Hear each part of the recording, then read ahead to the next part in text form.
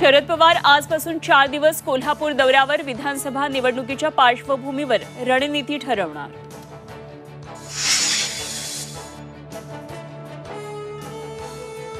पलटणमध्ये आज निंबाळकर अजित पवारांमध्ये बैठक, महायुतीतली वादावर चर्चा होण्याची शक्यता, रामराजे निंबाळकरांच्या भूमिकेकडे लक्ष।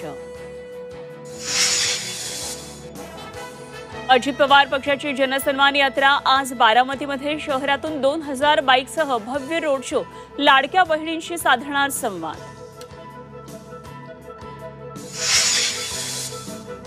विदर्भ आणि मराठवाड्यात तुफान पाऊस, हिंगोलीमध्ये पावसाचा हाहाकार, पुढचे 3 ते 4 दिवस मुसळधार पावसाचा हवामान विभागाचा इशारा।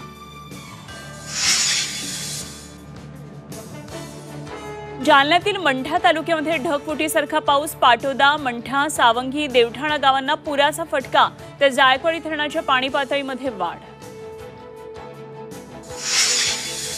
राष्ट्रपती द्रौपदी मुर्मू आज कोल्हापूर दौऱ्यावर, अंबाबाईचं घेणार दर्शन, भक्तांसाठी मंदिर 10 ते 2 बंद।